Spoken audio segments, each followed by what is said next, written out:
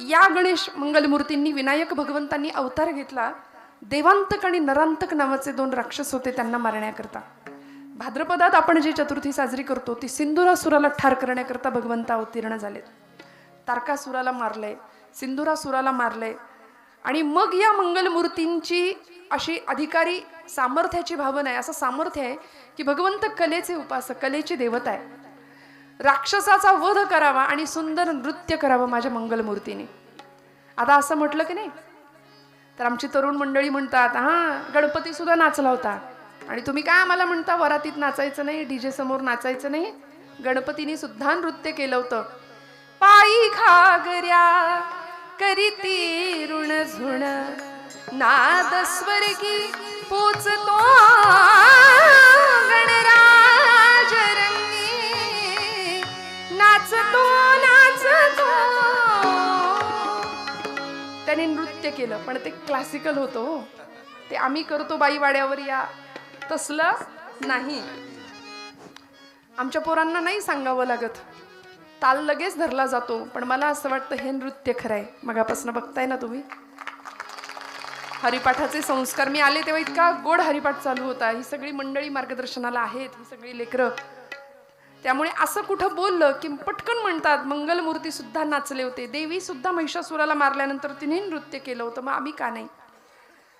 मंगलमूर्तींनी आधी पराक्रम केला आणि मग नृत्य केलंय. ऐका, पराक्रमाशिवाय केलेल्या नृत्याला काय म्हणतात ते मी या गादीवर बोलत नाही. विठ्ठल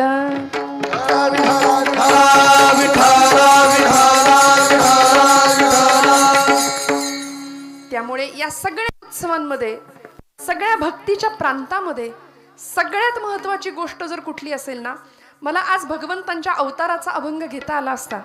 मनात योजलेला अभंग इथे आल्यावर बदलला.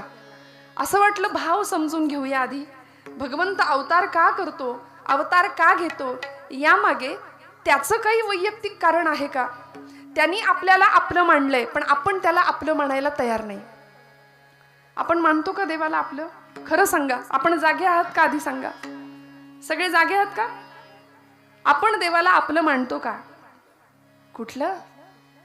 सकामतेकडून निष्कामतेकडे अशी भक्ती व्हावी, निर्गुणाकडून सगुणाकडून निर्गुणाकडे आणि ज्ञानोत्तर भक्तीकडून पराभक्तीकडे असा प्रवास झाला पाहिजे. पण आम्ही सकाम भक्तीतच इतके रंगलो, परिणाम असा झालाय की देवाकडून सगळं पाहिजे, देव कुणाला नकोय. माझं बोलणं खूप लक्ष देऊ नये का? बऱ्याचदा काय होतं, कीर्तन म्हटलं की 2 तास टाइमपास झाला पाहिजे, उत्तम मनोरंजन झालं पाहिजे, भरपूर हसायला मिळालं पाहिजे, अशी एक धारणा श्रोत्यांची राहते. श्रोत्यांची या धारणा सांभाळता सांभाळता कीर्तनकार कीर्तन बाजूला ठेवतात आणि दृष्टांतावरच भर देतात. असं होतं.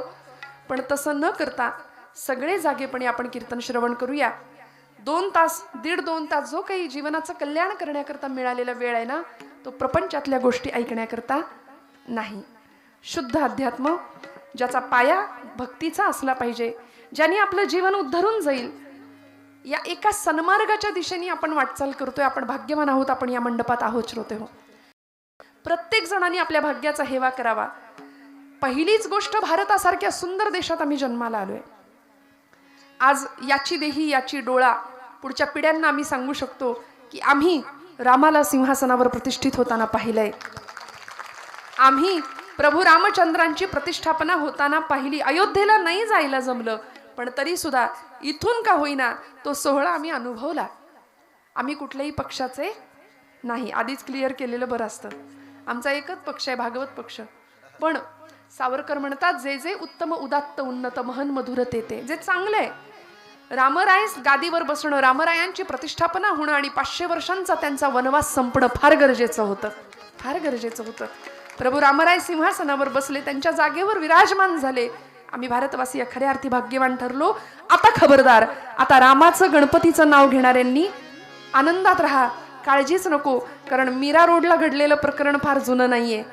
आता धर्माच्या गप्पा मारणारी माणसं आजूबाजूला जरी दिसली तरी धर्माचं खरं वर्तन करणाऱ्यांची आज गरज आहे, धर्मशास्त्र सांभाळणाऱ्यांची आज गरज आहे. म्हणून आपण भाग्यवान आहोत की इथे मंगलमूर्तींच्या या अधिष्ठानासाठी आपण आलो आहोत, त्याच्या समोर आलो आहोत, त्याची सेवा आपण करतोय. आणि कीर्तन ही नवविधातली सर्वश्रेष्ठ अशी भक्ती आहे. कीर्तन चांग होय अंग हरिरूप. काय मिळवायचं 2 तासाच्या कीर्तनात? काय मिळवायचं? दृष्टांत घेऊन घरी जायचा का? सिद्धांत पक्का व्हावा याकरता दृष्टांताची योजना असते. पण आम्ही काय करतो? सिद्धांत तिथेच राहतो. अभंग तुमचा तुम्हाला लखलाभ, आम्ही निघालो विनोद घेऊन घरी. फक्त विनोदाकरता कीर्तन नाही. जेणेकरून मूर्ती ठसावी अंतरी श्रीहरीची, ऐसी कीर्तन मर्यादा हो संतांच्या घराची. हे कीर्तनाचं इप्सित आहे. समाधीचे सुख सांडा ओवाळूनी, ऐसा या कीर्तनी ब्रह्मरस. या ब्रह्मरसाचं पान आम्हाला करता आलं पाहिजे. याकरता आपण सगळे इथे आहोत श्रोते हो. हा ब्रह्मरस अनेकांना चाखायला, हा ते थोडं बघा ना काही करता आलं तर. या ब्रह्मरसाचं पान आम्हाला चाखायला मिळावं याकरता संतांचं काळीज तळमळलं, संत व्याकुळ झाले. आणि म्हणून तुम्हाला मला तुमचा माझा पूर्णपणे उद्धार व्हावा याकरता. नाही राहू दे आता, हालचाल नका करू, असू दे, काही हलवू नका. विठ्ठल विठ्ठल विठ्ठल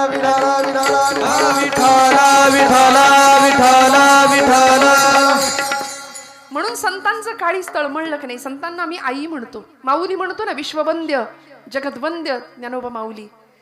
काळीज हेलावून जातं माऊलींचं नाव घेतलं तरी. तुकोबरायांचं नाव आमचं रसायन आहे, ते आमच्या जगण्याचं रसायन आहे. तुकोबा आणि ज्ञानोबा, छत्रपती शिवाजी आणि छत्रपती संभाजी. म्हणून या लेकरांच्या समोर असे आदर्श आम्हाला ठेवावे लागतील. कुठल्याही पिक्चरचा, कुठल्याही सिनेमाचा हिरो नाही. तुकोबा, ज्ञानोबा, स्वामी विवेकानंद, छत्रपती संभाजी महाराज, छत्रपती शिवाजी महाराज, हे आदर्श जर आमच्या लेकरांपुढे असतील आणि या कथा जर कीर्तनातनं त्यांना मिळाल्या तर जीवनामध्ये कुठल्याही समस्या आल्या तरी सुद्धा कुठेही हात जोडायची गरज नाही. सगळी उत्तरं संतांच्या वाङ्मयात आहेत आणि महापुरुषांच्या चरित्रात आहेत. म्हणून म्हटलं आपण भाग्यवान आहोत. स्वतःचं भाग्य, श्रीमंती स्वतःची मान्य करूया. आम्ही भारतीय मंडळी स्वतःची श्रीमंती सुद्धा मान्य करायला तयार नसतो. पाश्चिमात्य लोक समाधानाकरता, मानसिक शांततेकरता भारताकडे आज येत आहेत. विश्वगुरु या पदावर आमचा भारत देश विराजमान आहे. अनेक जन्मांची पुण्याई व्हावी तेव्हा भरतखंडामध्ये जन्म होतो आमचा, नाथांनी संतांनी सांगून दिले. मग आम्ही भाग्यवान आहोत. त्यातल्या त्यात महाराष्ट्रामध्ये जन्म आहे, संतांच्या भूमीमध्ये जन्म आहे, संतांच्या पदस्पर्शाने पुनीत झालेली ही भूमी आहे. बरं, इथे उत्सव साजरा करायला आम्हाला निमित्त नाही लागत. गणेश चतुर्थी करा उत्सव, महाशिवरात्र करा उत्सव, पारायण सोहळे आहेतच. वास्तुशांत असली तरी आम्ही कीर्तन ठेवतो, बारसा असलं तरी कीर्तन ठेवतो. आम्हाला भगवंताचे उत्सव साजरे करायला निमित्त लागत नाही. कारण इथे जन्माला येणाऱ्या लेकरानं कूस जरी पालटली तरी आई म्हणते उत्सव साजरा करा.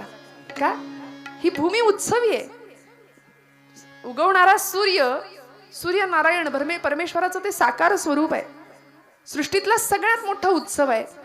आणि अशा उत्सवी सृष्टीमध्ये आम्ही जर मुडदुष चेहऱ्याने बसलो, कुणाच्या घेण्यात नाही, कुणाच्या देण्यात नाही, अजिबात हसायला तयार नाही, हसलो तर आम्ही आध्यात्मिक ठरणार नाही की काय, असं काळजी वाटते काही जणांना. त्यामुळं खूप असं म्हणजे इतकी वाईट परिस्थिती आली. सेल्फीचं युग आहे. आपणच आपल्याकडे बघून हसायचं, आपणच आपल्याला चांगलं म्हणायचं. फोटोग्राफर समोर आला तरी तो म्हणतो हसा जरा आता, स्माईल प्लीज. इतकी वाईट वेळ आली आमच्यावर. का हो? आम्ही जीवनाकडे सकारात्मकतेने बघायला का तयार नाही? काय कमी पडतंय? कुठेतरी शोध घ्यायची गरज आहे. सगळ्यात मोठी श्रीमंती समाधानाची, सगळ्यात मोठी श्रीमंती आरोग्याची, सगळ्यात मोठी श्रीमंती संस्कारांची आहे का? कुठेतरी शंका आहे, कुठेतरी प्रश्न पडलाय. त्या प्रश्नाची उत्तर मिळण्याचं एकमेव ठिकाण हे कीर्तन आहे बरं का. म्हणून ब्रह्मीभूत काया होतसे कीर्तनी, भाग्य तरी ऋणी देव ऐसा, असं म्हटलंय. आपण भाग्यवान आहोत हे मान्य करूया. तुकोबांची, ज्ञानोबांची आमच्यावर पूर्ण कृपा आहे, श्री वरदविनायकाची पूर्ण कृपा आहे. म्हणून आपण त्याच्या समोर आहोत. आणि प्रभू रामरायांच्या कृपेने अखंड भारत वर्षावरती आज धर्माचं राज्य, रामो विग्रहवान धर्म असं वसिष्ठ मुनी म्हणायचे की धर्मच मूर्तिमंत म्हणजे प्रभू रामचंद्र आहेत. आणि अशा धर्माच्या राज्यामध्ये आपण आहोत. हिंदू राष्ट्र म्हणून ज्याला गौरवावं अशा हिंदू राष्ट्रामध्ये आपण आहोत. त्यामुळे सगळेजण स्वतःच्या भाग्याबद्दल निश्चिंत राहूया, अजिबात संशय निर्माण करायचा नाही. आणि बस आता जीवनाचं कल्याण करण्याकरता करायचं काय? मी कुठल्या मार्गाने जाऊ म्हणजे मला सगळं मिळेल? सगळं म्हणजे काय? प्रपंचातलं सुख का? ते तर आहेच हो. ज्याला आम्ही सुख म्हणतोय तो सुखाचा भास आहे, तो ते सुख नाहीये. सुख सुख म्हणता हे दुःख ठाकून आले, जगी सर्व सुखी असा कोण आहे? विचारला समर्थांनी प्रश्न, विचारी मना तूची शोधून पाहे, कोण आहे सगळ्यात सुखी कोण आहे? मग कधीतरी आम्ही रडून कधीतरी आर्ततेने भगवंताकडे प्रार्थना करतो का हो? अनुदिन अनुतापे तापलो रामराया, परमदिन दयाळा निरसी मोहमाया, अचपळ मन माझे नाव रे आवरिता, तुझ विणशिण होतो धाव रे धाव आता, भजन रहित रामा सर्व ही जन्म गेला, स्वजन जनधनाचा व्यर्थ म्या स्वार्थ केला, रघुपती मती माझी आपुलीशी करावी, सकळ त्यजून भावे कास तुझी धरा. सगळं बाजूला ठेवावं आणि एक परमात्मा तत्व, एक अधिष्ठान, याच्यासाठी आम्ही कधी आर्ततेने प्रार्थना करतो का? नाही.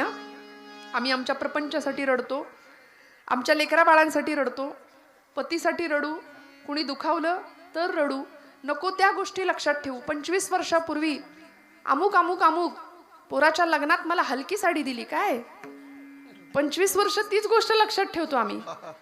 आणि मग 25 वर्षांनी आता बदला घेते, बघ आता पोराच्या लग्नात बघ तुला. किती दिवस या गोष्टी आम्ही लक्षात ठेवणार? नको त्या गोष्टींमध्ये आमचं चिंतन किती खर्च करणार? त्यापेक्षा कधीतरी हातामध्ये मस्त जपमाळ घेऊया. आणि हे ठराविक वयात करण्याचं नाही, लहानपणापासूनच ते संस्कारांचं बीज घराघरामध्ये पेरलं जावं, याकरता कीर्तन आहे. आणि त्यासाठी भगवंताला काय आवडतं, कारण आम्ही जपजाप्य करतो, तीर्थयात्रा करतो, उत्सव करतो, गणेश जयंती साजरी करतो, पण आमच्याकडे असं आहे, भजनाला 8 आणि भोजनाला 60. खरं आहे की नाही? आपण सगळे जागेपणी ऐकताय ना? हेच आहे सगळीकडं, भजनाला 8 भोजनाला. म्हणून तर काल्याच्या दिवशी एरवी 7 दिवसात न येणारी मंडळी येतात, सगळं गाव झाडून येतं. 7 दिवसात मंडपात न फिरकणारी मंडळी काल्याच्या दिवशी प्रसादाला हजर असतात. मग देवाला काय आवडतं आणि आपल्या आवडीकरता काय चाललंय याचा सारासार विचार तुमच्या माझ्याकडून व्हावा, ही संतांची तुमच्या माझ्याकडून अपेक्षा आहे. काय आवडतं त्याला? पत्रम पुष्पम फलम तोयम यो मे भक्त्या प्रयच्छति तदहम भक्तिपरुतम अश्नामी प्रयतात्मनः.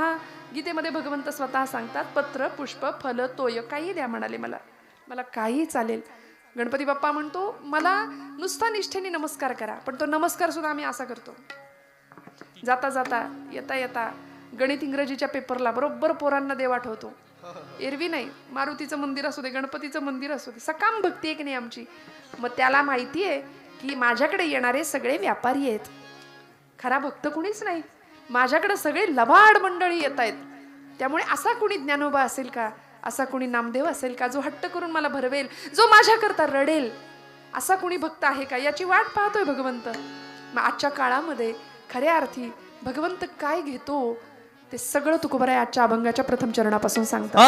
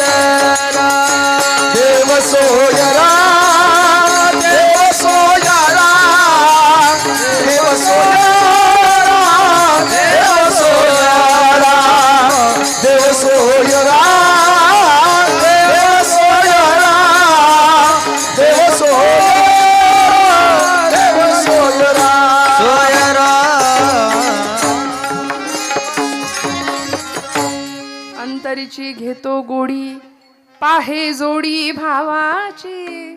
देव सोयरा देव सोयरा देव सोयरा दीनांचा. तुकोबरायांनी आम्हाला सांगितलं भगवंत काय घेतो, त्याला काय आवडतं आणि तू काय बघतो. अंतरीची घेतो गोडी, तुमच्या माझ्या आतमध्ये असलेली भगवंताची गोडी, आणि त्याला पाहे जोडी भावाची, त्याला जोड आहे का भावाची ते पाहतोय.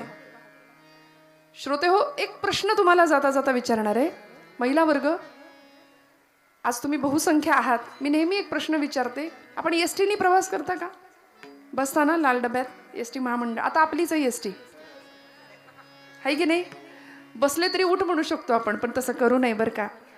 आधीच त्यांना, आता बघा ना, इथं पण आरक्षण कमीच आहे. विठ्ठल विठ्ठल विठ्ठल विठ्ठल,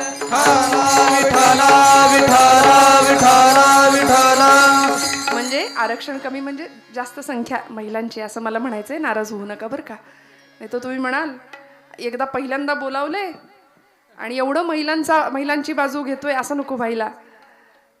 आपण एसटीनी प्रवास करतो, कुठे बसतो आपण? अट्टहास कुठे असतो बसण्याचा? हा, खिडकी. बरं, अजून पहिल्या सीटवर सुरुवातीला ना. मागे बसलं की काय होतं? सगळे आदळापट आहे, धक्के आहेत, दणके आहेत. मग आपला हट्ट असतो की पुढे बसायचा. ड्रायव्हर पासून जेवढ्या जवळ असू तेवढे धक्के दणके कमी आहेत, मागे मागे मागे. आणि हळूहळू मागे मागे मागे सगळ्यात लास्टच्या सीटवरचा अनुभव ज्यांनी घेतलाय त्याला माहिती आहे. मग साधे एसटी ड्रायव्हर पासून आपण जेवढे लांब तेवढी दणके धक्के जास्त आहेत. मग आपण वरद विनायकाला जगाचा मालक म्हणतो. तो ड्रायव्हर आहे, अनंत कोटी ब्रह्मांड नायक, जगत चालक परमात्मा आपण त्याला म्हणतो की नाही. सगळं जग तो चालवतोय. वृक्षाचेही पान हाले ज्याची सत्ता राहिली अहंता, मग कोठे देखवी ऐकवी एक नारायण तयाचे भजन. मग असा भगवंत जगाचा चालक आहे, तो ड्रायव्हर आहे, स्टेरिंग त्याच्या हातात आहे. मग त्यांनी स्टेरिंग घेतलंय हे आपल्याला ज्ञात आहे. मान्य आहे का? मान्य आहे. त्याच्या इच्छेने सगळं चाललंय. आमचा श्वास सुद्धा आम्ही त्याच्या इच्छेने घेतो. त्यांनी जर ठरवलं ना थांबवायचं, तर माणसं म्हणतील उचला आता. कारण आपले वारकरी संप्रदायाचं एक थोर विभूतिमत्व काही काळापूर्वी आपल्यातून हरवलं. असे सद्गुरू श्री बाबा महाराज सातारकर ते म्हणायचे की तुम्ही देवाला माना किंवा मानू नका. आपण म्हणतो ना देव आहे की नाही, फार पुढारलेली मंडळी असतात, सोफिस्टिकेटेड. देव नाहीये ठामपणे बोलतात. खरं तर 100% नास्तिक कोणीच असू शकत नाही या जगात. स्वतःला नास्तिक म्हणवणारा माणूसच जास्त आस्तिक असतो. कारण देव नाही असं आपण ठामपणे म्हणतो ना. ते म्हणायचे तुम्ही देवाला माना किंवा मानू नका, त्यांनी तुम्हाला मानलंय एवढं लक्षात ठेवा. ज्या दिवशी देव आपल्याला मानणार नाही त्या दिवशी आपल्या घरासमोर गर्दी जमेल. माणसं म्हणतील उचला, म्हणून लोक इतकं घाबरतात. जिवंतपणी राम म्हणायला कोणी तयार नाही आज. लोकांचा असा समज आहे गेल्यावरच राम म्हणावं, रामनाम सत्य हे शेवटी, म्हणून जिवंतपणी राम म्हणायला आपण तयार नाही. पण खरं सांगू, आत्ता जर राम नाही ना म्हणलो तर तेव्हा लवकर म्हणावं लागेल विठ्ठल.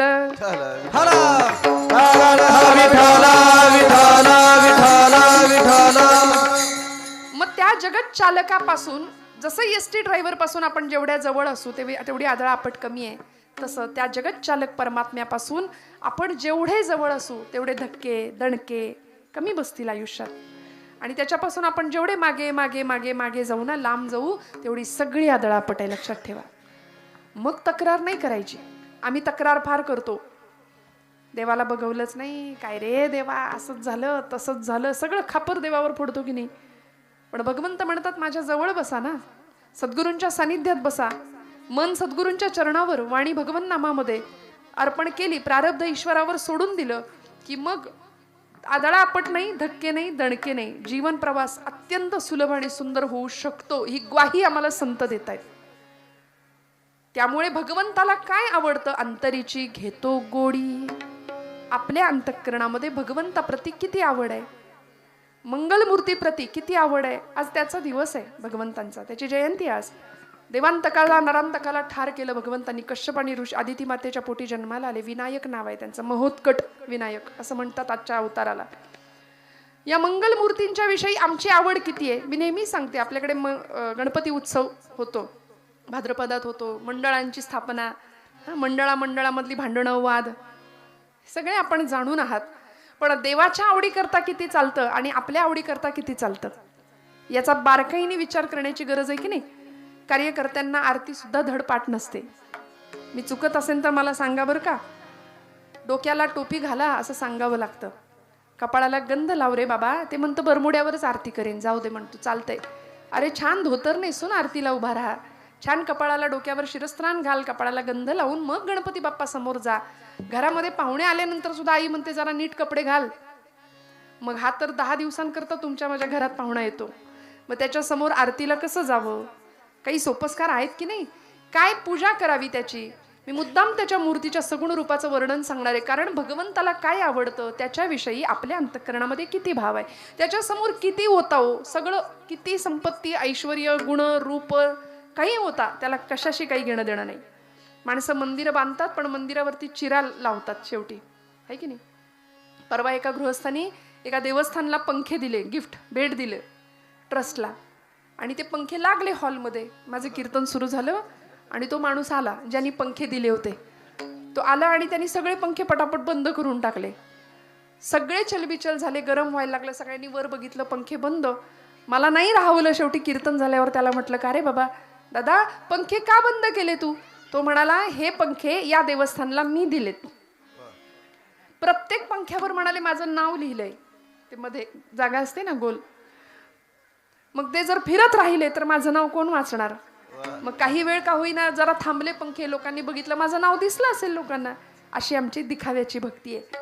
भगवंत काय पाहतो, कितीही ओता काही नाही, त्याला काही नको आहे. साधा निष्ठेने केलेला नमस्कार सुद्धा भगवंताला प्रिय आहे.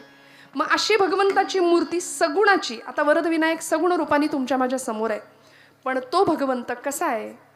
आज पाश्चिमात्य लोकांची किंवा ख्रिस्ती मिशनऱ्यांची आणि कॉन्व्हेंट संस्कृतीची, मी हात जोडून सांगते, इंग्लिश मिडियमला घालायला हरकत नाही, पण कॉन्व्हेंट संस्कृती अशी आहे की जी आमच्या मुलींना कपाळाला टिकली लावू देत नाही, हातात बांगडी घालू देत नाही. बघा तुम्ही, शाळांमध्ये काढायला लावतात.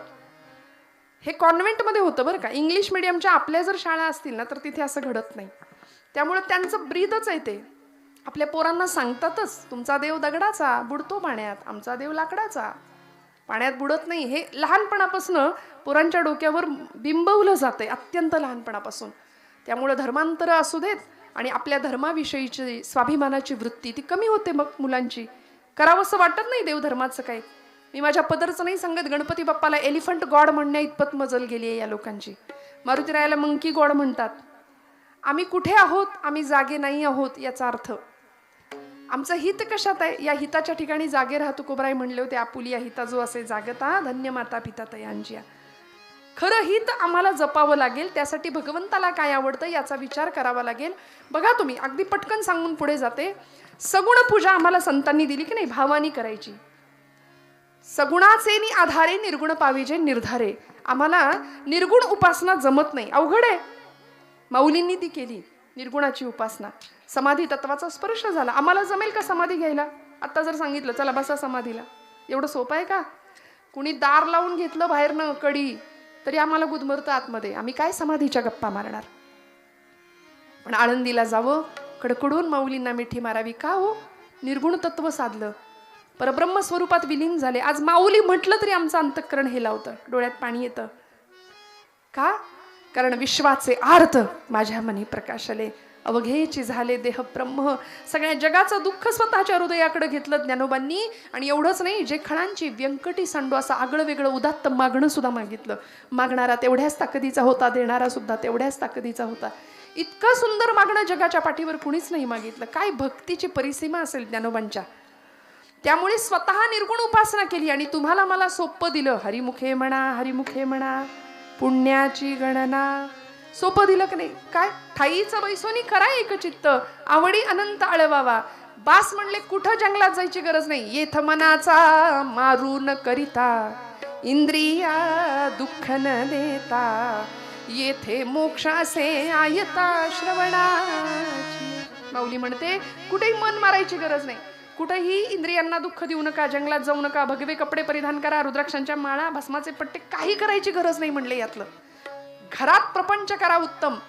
फाटका तुटका प्रपंच संतांना सुद्धा मान्य नव्हता.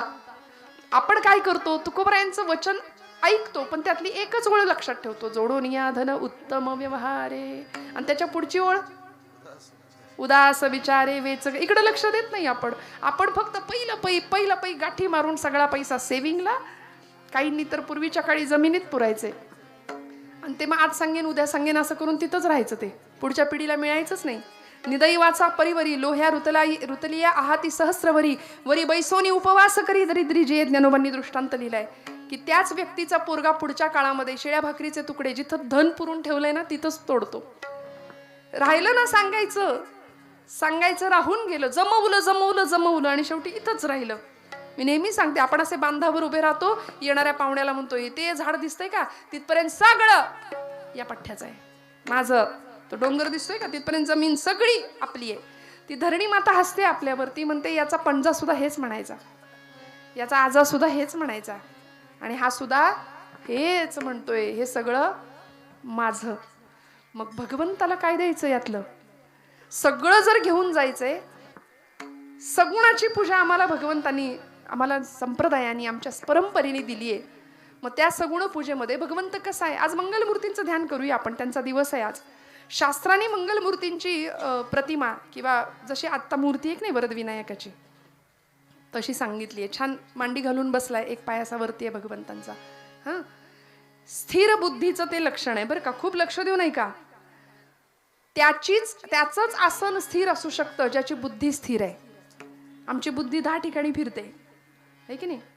बुद्धीचे वैभव अन्य नाही, तुझे एका केशवराजे सकळ सिद्धी, असं ज्ञानोबा म्हणतात ना. ती बुद्धी आम्हाला त्या केशराजापर्यंत घेऊन जाते. स्थिर बुद्धीचं लक्षण आहे स्थिर आसन. म्हणून प्रत्येक लहान मुलांनी, शाळकरी मुलांनी, कॉलेजवयीन मुलांनी मोबाईलकडे थोडंसं दुर्लक्ष करून गणपतीची उपासना करायला घ्यावी, कारण स्थिर बुद्धी दाता येतो, विघ्न हरता येतो. आसन स्थिर त्याचंच असू शकतं ज्याची बुद्धी स्थिर आहे. आता कीर्तनात जरी बसलो तरी 100 आसनांचे प्रकार आमचे होतात करून, एकदा या मांडीवर एकदा त्या मांडीवर, आहे की नाही. पण स्थिर बुद्धी पाहिजे. बुद्धी स्थिर, मन स्थिर असेल तर आमचं आसन सुद्धा स्थिर राहील. बघा, गणपती मांडी घालून बसलाय, त्या गणपतीला भलं मोठं पोट आहे ना. मग त्या पोटाला का बरं एवढं मोठं पोट आहे त्याचं, कधी विचार केलाय का? मोदक खातो म्हणून. गणपतीला मोदक खाताना कधीच कोणी बघितलेलं नाहीये. मध्यंतरी तो दूध प्यायला होता म्हणे, है की नाही. आमची भावना जशी तसा तो फळ देईल आम्हाला. पण आता काळ असा आहे, आता नामदेव नाही आहे की पांडुरंग येईल जेवायला. आता आम्हाला कुठे वेळ आहे तेवढ्या अर्जवानी, तेवढ्या अर्थतेने गणपतीला मोदक द्यायला. पण गणपतीचं पोट मोठं आहे, लंबोदर आपण म्हणतो त्याला. म्हणून तर आरतीमध्ये लंबोदर पीतांबर फणीवर बंधना, सरळ सोंड वक्र तुंड त्रिनयना. लंबोदर पीतांबर फणीवर, काय बघा बरं नक्की काय म्हणता आपण. परवा एका कार्यकर्त्यांनी मला सहज कानावर आलं, तो म्हणला लंबोदर पीतांबर फळीवर वंदना. म्हटलं फळीवर वंदना, कुठली वंदना फळीवर बसवली? काही म्हणतो आम्ही बरं का, काही त्याला आरतीला स्तोत्राला काही अर्थ नसतो, काही म्हणतो जे कानावर येईल ते बडबडतो आपण. पण त्यामागे काहीतरी शास्त्र आहे, त्यामागे काहीतरी शिकण्याची वृत्ती असावी. ते भलं मोठं पोट भगवंताचं, अनंत ब्रह्मांडे उदरी. आमची पापं त्यांनी पोटात घेतली श्रोते हो, आईच्या मायेने आम्हाला सांभाळलंय म्हणून ते पोट मोठं आहे. आणि त्या पोटाला ती पापं पुन्हा बाहेर येऊ नयेत म्हणून नागपाशाने बांधलंय. म्हणून फणीवर बंधना, बंधन केलंय नागपाशाचं. 4 हात आहेत भगवंतांना. एकदंतं चतुर्हस्तं पाशमं कुशधारिणं, अथर्वशीर्ष. रदंच वरदं हस्तैर्बिभ्राणं मूषकध्वजं, रक्तं लंबोदरं शूर्पकर्णकं रक्तवाससं, रक्तगंधानुलिप्तांगं रक्तपुष्पैः सुपूजितम्. एकदंतं चतुर्हस्तं पाशमं कुशधारिणं. पाश अंकुश धारण केलेत मागच्या 2 हातामध्ये, पाश आणि अंकुश. का हो? दुष्टाला मारायला. आज आपल्या हातात शस्त्र असावं की नसावं हे त्या धारण करण्यामागच्या हेतूवर अवलंबून आहे बरं का. आमचे सगळे अवतार शस्त्रधारी आहेत. बघा तुम्ही, प्रभू रामराय हातात शस्त्र आहे का? आपण जागे आहात का? बोला. हातात शस्त्र आहे का प्रभूंच्या, रामरायांच्या? आहे. भगवान गोपाल कृष्ण शस्त्र आहे का? सुदर्शन चक्र आहे. भगवान विष्णू शंख चक्र गदा. विठ्ठोबरायाच्या विठ्ठलाच्या पायाशी सुद्धा वीट आहे. प्रसंगी तीही शस्त्र म्हणून वापरतील भगवंत, काही सांगता येत नाही. शस्त्रधारी आहेत भगवंत आमचे सगळे. का? दुष्टांचा नाश करणं हे त्यांच्या येण्याचं रहस्य आहे. मग असा शस्त्रधारी भगवंत मंगलमूर्तींनी सुद्धा दुष्टांना मारायला शस्त्र हातात धारण केलंय. म्हणून धर्माच्या स्थापनेसाठी आणि धर्मरक्षणासाठी प्रसंगी शस्त्र हातामध्ये घ्यावं लागलं तरी सुद्धा कमीपणा करायचा नाही. कारण सावरकर म्हणतात, शस्त्र पाप ना स्वयेची शस्त्र पुण्य ना स्वये, इष्टता अनिष्टता त्यास हेतूनेच ये. ऐकून ठेवा, हातात शस्त्र घेणं हे पाप नाहीये. त्या शस्त्राचा आपण वापर कसा करतो त्यामागच्या हेतूवर ते पाप पुण्य ठरेल. रामांच्या हातामध्ये शस्त्र होतं, धनुष्य होतं. रावणाच्या हातात सुद्धा धनुष्य होतं, पण आपण पूजा करतो ती रामांच्या धनुष्याची, कोदंडाची करतो की नाही. त्यामुळे हातात शस्त्र भगवंतांनी धारण केलं. आम्ही 9 दिवस नवरात्रीमध्ये आमच्या पोरींना गरबा शिकवण्यापेक्षा थोडंसं स्वसंरक्षण जर शिकवलं, हातात शस्त्र, लाठीकाठी, तलवारबाजी, रायफल शूटिंग जर शिकवलं ना, तर लव जिहादच्या केसेस घडणारच नाहीत आमच्या आजूबाजूला, नाही घडणार. 10 दिवस फक्त टिपऱ्या खेळणं यामध्ये कुठलाही पराक्रम नाहीये. 9 दिवस नवरात्र देवी महिषासुराशी लढली, रक्तानं माखली होती. कुठल्याही कलरची साडी नेसायला तिला वेळ नव्हता. कुठल्याही पुराणात शास्त्रात असं लिहिलेलं नाहीये. मी हात जोडून आपल्याला सांगते. याचा अर्थ आपण रंगांच्या साड्या नेसायच्या नाही असं नाही. आपल्याला ती आवड आहे, हो म्हणा. कपाट भरलेलं असतं की नाही, हो म्हणा. मग काय, पण त्या दिवसातच अगदी नाहीच तो कलर माझ्याकडे म्हणून मी तो कलर आज घेणारच विकत, असा अट्टहास करायची खरंच काही गरज नाही. कुठेच कुठल्या पुराणात असं सांगितलेलं नाहीये बरं का. मी हात जोडून सांगते. पण 9 दिवस 9 रात्र तिला पुरेसं खायला नाही, विश्रांती नाही, झोप नाही. ती देवी कुठं तिला साड्या नेसायला वेळ आहे मला सांगा. रोज अखंड 9 दिवस सप्तशती राहते बाजूला, देवीचा पराक्रम राहतो बाजूला, आणि याच्यातच आमचे दिवस निघून जातात. फक्त गरबा. गणपती उत्सवाला घेतला तो चमचा आमच्या लेकरांनी, त्याच्यावर ठेवलं लिंबू, आणि लिंबू काय पराक्रम, लिंबू चमच्यात नाशी पोरं काय शिकणार आहेत आमची मला सांगा. नको त्या गोष्टींच्या सगळे करतात म्हणून आपण करायचं का? नाही ना. त्यापेक्षा लाठीकाठी प्रशिक्षण शिकूया. छत्रपतींच्या काळातल्या कितीतरी युद्ध कला आहेत की ज्या आजही जिवंत ठेवण्याची गरज आहे. विसरलो आम्ही सगळं, आमचं शास्त्र, आमची श्रीमंती, आणि याकरता उत्सव आहेत बरं का, याकरता उत्सव आहेत. भगवंतांनी शस्त्र हातात घेतलंय दुष्टांचा नाश करायला. आमच्याही हातामध्ये शस्त्र असावं दुर्जनांचा नाश करायला. याचा अर्थ उगीच रायफल घेऊन फिरणं हेही चुकीचं आहे बरं. म्हणून मी पुन्हा सांगते, शस्त्र पाप ना स्वयेची शस्त्र पुण्य ना स्वये, इष्टता अनिष्टता त्यास हेतूनेच ये, सावरकर म्हणायचे. भगवंत मंगलमूर्ती, हातात शस्त्र आहेत. 2 हात समोरचे आहेत, 1 हात वरद हस्त आहे, दुसऱ्या हातामध्ये मोदक आहे. मोदक खातो का गणपती? अथर्वशीर्षात कुठेही असा उल्लेख नाही की गणपतीने मोदक खाल्लेत. न म्हणायला अथर्वशीर्षाच्या फलश्रुतीमध्ये वर्णन आहे. यो मोदक सहस्रेण यजती. अथर्वशीर्षाची फलश्रुती सांगते की ज्यांनी 1000 मोदकांचं हवन केलंय, म्हणजे यज्ञ संस्था चालावी आमच्या इथली, म्हणून 1000 मोदकांचं जो हवन करतो त्याला मी प्रसन्न होतो, असं बाप्पा फलश्रुतीत सांगतायत. यो मोदक सहस्रेण यजती. त्यामुळे गणपतीला मोदक प्रिय. पुढे गणपतीचा उजवा हात वरद हस्त आहे, वर देणारा आहे तो. भक्तांना वर घेणारा आणि अभक्तांना वर पाठवणारा असा आहे तो. वर देणारा आहे तो, आशीर्वाद देणारा आहे. एकंदर शरीराच्या मानाने त्याचे जे कान आहेत ते कसे आहेत? सुपासारखे. पटकन बोललात की नाही आपण लहान मुलांना सुद्धा सांगतो गणपतीचे कान सुपासारखे. पण आता कॉन्व्हेंटचं पोरगं म्हणतं, हाऊ इट इज पॉसिबल, गणपतीचे कान सुपासारखे? Because soup is liquid. ते vegetable soup, corn soup, tomato soup, ते सूप आम्हाला माहिती आहे. आम्हाला पाकडायचं सूप कुठे काय माहिती.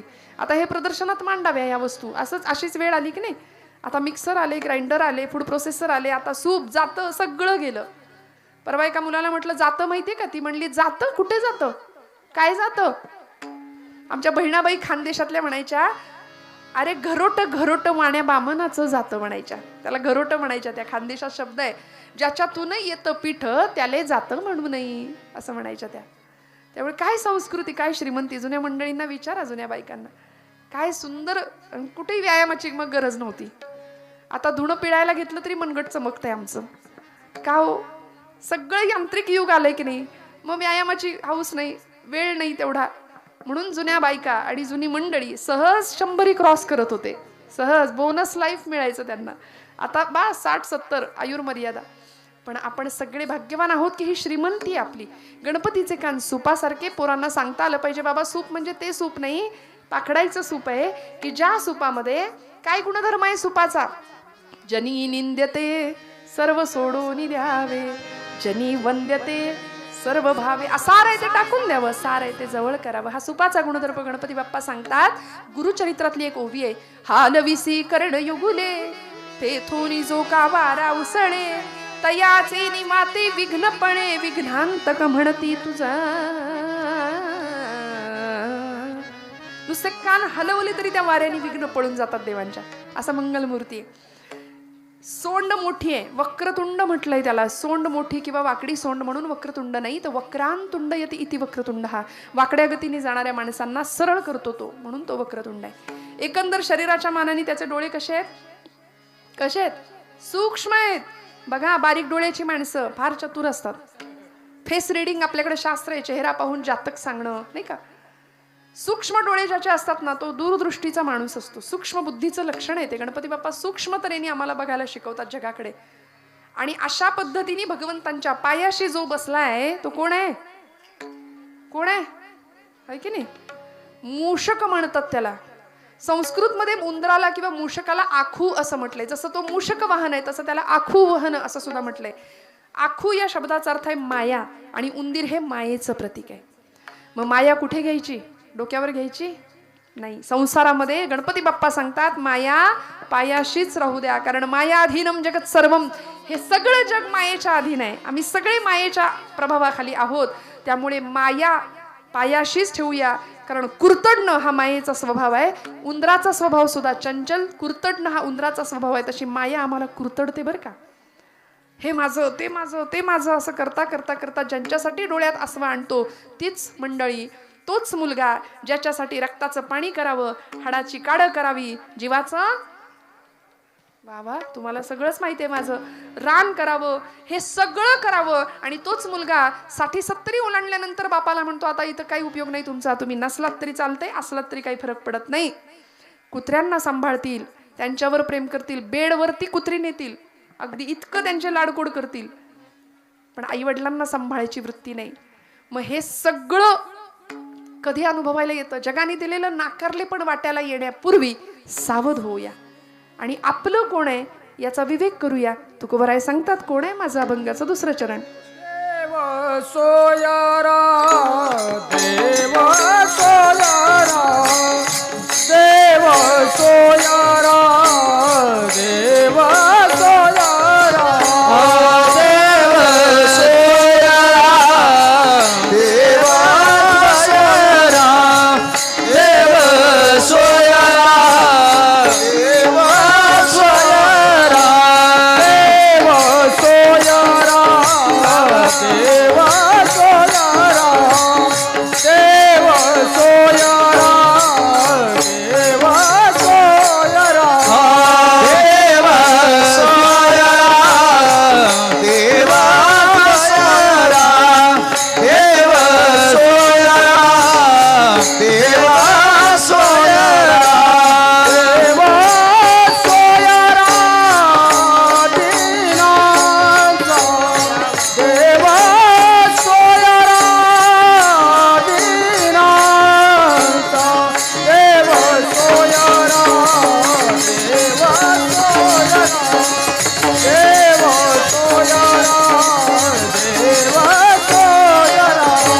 देव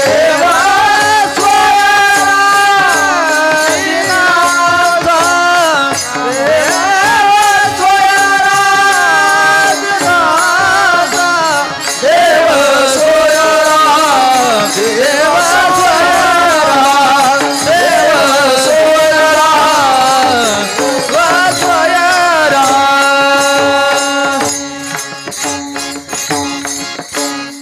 ही माणसं आहेत म्हणून कीर्तन आहे बरं का.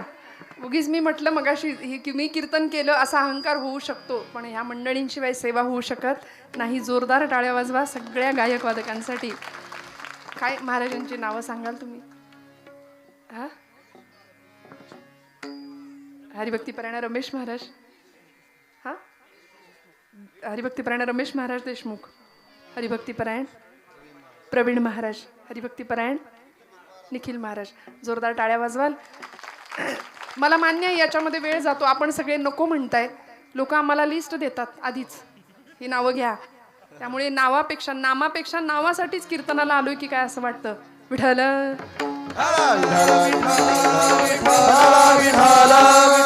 पण आक्रमकता नाही, सांभाळून गाणं, चाली व्यवस्थित. आता श्रीवल्लीच्या चालीवर सुद्धा कीर्तन करायची वेळ आली हो. दुर्भाग्य आमच्याही नशिबात येतं कधी कधी, काय करायचं. पण इतकी गोड माणसं संप्रदायाला वाहून घेणारी ही असतात सोबत साथीला, तेव्हा मग ही साथ असते, साडेसाती नसते. त्यामुळं काय महाराजांचं नाव, हा हरिभक्तीपरायण विशाल महाराज, हरिभक्तीपरायण विठ्ठल महाराज बोराडे. मनापासनं नमस्कार करते, सगळ्यांच्या कृतज्ञतेत राहते. तुम्ही आहात म्हणून कीर्तन आहे. कारण ही साथ फार महत्वाची असते. मी नेहमी एक वाक्य म्हणते, नादब्रह्म, स्वरब्रह्म आणि शब्दब्रह्म एकत्र आलं तरच कीर्तनात परब्रह्म साकार होतं. असं तसं येतच नाही. म्हणून महाराज म्हणले ना की कर जोडून पायी ठेवत असे माथा, तुका विनवी पंढरीनाथा, रंगी ओढवावी रंग कथा, पुरवी मनोरथा माय बापा.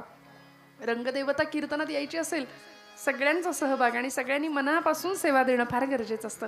जसा त्यांचा सहभाग तसा श्रोते म्हणून आपला सहभाग. आपण इतक्या छान पद्धतीने कीर्तन श्रवण करताय, याचं कारण असं आहे की कीर्तनकारावरचं प्रेम नाही, हे कीर्तनावरचं प्रेम आहे आपलं. बरोबर आहे ना? हो म्हणा मोठ्यानी. कीर्तनकार येतील जातील, तो कसा आहे कशी आहे हे सगळं विसरून जा. वक्ता, व्यक्तित्व, वक्तृत्व आणि व्यक्तिमत्व 4 गोष्टी असतात. वक्ता, वक्तृत्व, व्यक्तिमत्व आणि वक्तव्य. यातलं लक्षात ठेवायचं ते फक्त वक्तव्य, बाकी सगळं विसरून जायचं. कीर्तनकार येतील जातील, हजारो मंडळी या गादीवर येऊन गेली, पण ही गादी आजपर्यंत आहे. अनादी कालापासून, देवर्षी नारदांपासून नामदेव महाराजांनी पुढे ती गादी चालवली आणि या गादीवर आपल्या सगळ्यांची निष्ठा राहू दे, एवढंच मी मागणं मागेन. त्यामुळे भगवंत आपला आहे एवढं कायम डोक्यात ठेवूया. देवसोयरा देवसोयरा देवसोयरा, दीनांचा भगवंत आपलाय, त्याच्याशिवाय कुणीच आपलं नाही. पटेल का मनाला बुद्धीला? भगवंत पूर्ण कृपा करतो का? पूर्ण कृपा करतो. कुणावर केली? अनेकांवर केली. उदाहरण दिलं, व्याधस्याचरणं ध्रुवस्य च वयो विद्या गजेंद्रस्य का जातिर्विदुरस्य यादवपतेर उग्रस्य किं पौरुषम कुब्जायाः कमनीय रूपमधिकं किंतत् सुदाम्नो धनं भक्त्या तुष्यति केवलं न च गुणैर्भक्ती प्रिय श्रीपतिः. व्याधस्याचरणं, व्याधाचा आचार काय होता पण त्याच्यावर कृपा केली देवानी. आचरणावर देव प्रसन्न होतो असं म्हणावं तर व्याधाचा आचार काय होता पण कृपा केली. ध्रुवस्यच वयो, वय बघून देव कृपा करतो असं म्हणावं तर ध्रुव बाळाचं काय वय होतं? 5 वर्षाचं लेकरू होतं, आढळपद दिलं. किंतत् सुदाम्नो धनम व्याधस्याचरणं ध्रुवस्यच वयो विद्या गजेंद्रस्य का. आपल्याला भागवतातली गजेंद्र मोक्ष कथा माहिती असेल. गजेंद्र हा पशुकुळातला तो राजा होता. गजेंद्र, इंद्र म्हणजे राजा बरं का. गजेंद्र, गजांचा जो राजा तो गजेंद्र, देवांचा जो राजा तो देवेंद्र. बोला, नरांचा जो राजा तो धर्माचा जो राजा तो थांबूया थांबूया थांबूया विठ्ठल विठ्ठल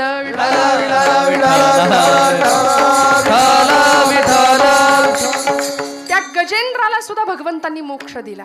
दिला की नाही? नकरानी पाय पकडलेला असताना भगवंताची आठवण केली, बास काही नाही लागलं. एक कमळाचं फुल फक्त त्याच्या दिशेने फेकलं, आला भगवंत. हाके सरशी घाली उडी धावनिया बंध तोडी भगवंत आला.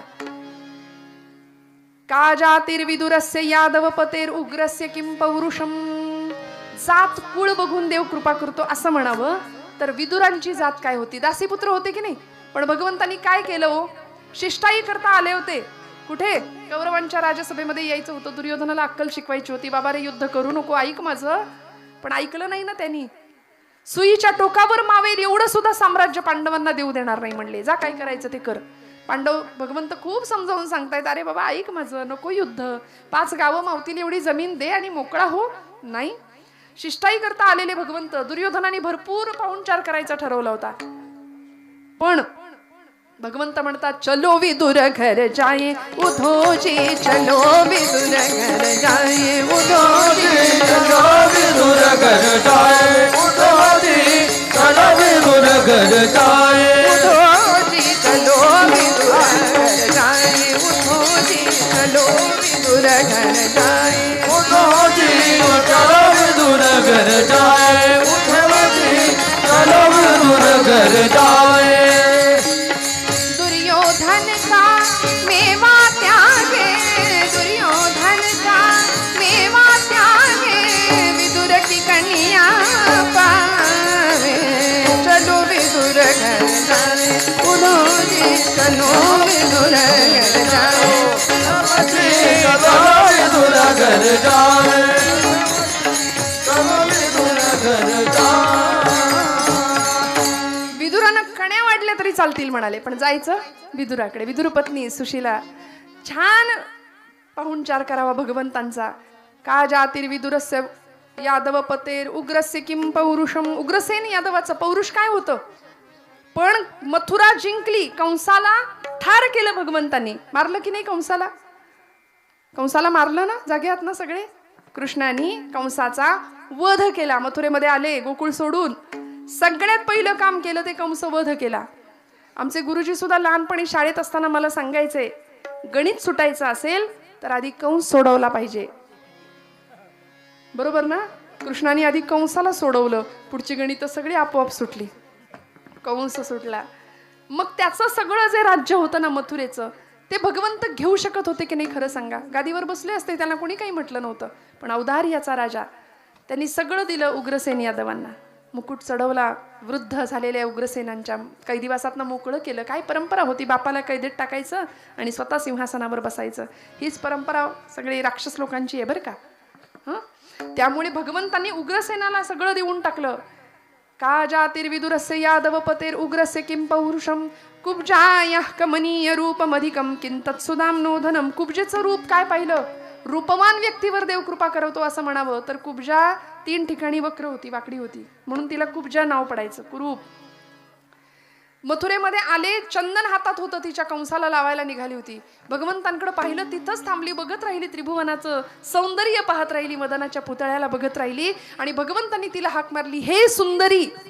ती लागली रडायला, डोळ्यातनं पाणी आलं. देवा, मस्करी करतोस का रे माझी? अरे कुरूप म्हणतात लोक मला सगळे, मी 3 ठिकाणी वक्र आहे, बघ तरी माझ्याकडे नीट, आणि मला सुंदरी म्हणतोस? भारतीय संस्कृतीने आत्म्याच्या सौंदर्याला महत्व दिलं श्रोते हो, बाह्य सौंदर्याला नाही. आत्मिक सौंदर्य फार महत्वाचं आहे. म्हणून अंतःकरणाची शुद्धता आणि नीतियुक्त आचरण 2 गोष्टी फार महत्वाच्या आहे. मी इथं असलेल्या प्रत्येकाला हात जोडून सांगते, आयुष्यात खूप गोष्टी कमवाल, खूप गोष्टी गमवाल, पण अंतःकरण शुद्ध असेल आणि तुमची नीती जर उत्तम असेल, नीतीचं आचरण असेल ना, तर माझ्यावर विश्वास ठेवा, परमेश्वर काटा सुद्धा टोचून न देण्याची जबाबदारी घेतो. फक्त या 2 गोष्टींचं सांभाळायची, अंतःकरण शुद्ध आणि नीतिमत्तेचं आचरण. कारण आज चारित्र्याचं आचरण कमी पडतंय. आजूबाजूला बघा, चारित्र्य भ्रष्ट माणसं आम्हाला दिसत आहेत, मर्यादे पलीकडचं जीवन आम्हाला दिसतंय. म्हणून रामांची प्राणप्रतिष्ठा झाल्यानंतर इथल्या प्रत्येक देशातल्या तरुणांनी आता इथून पुढे ठरवूया की आता रामचरित्राचा अभ्यास करण्याची गरज आहे. एखादी वेब सिरीज नाही बघितली एखाद दिवशी तरी चालेल.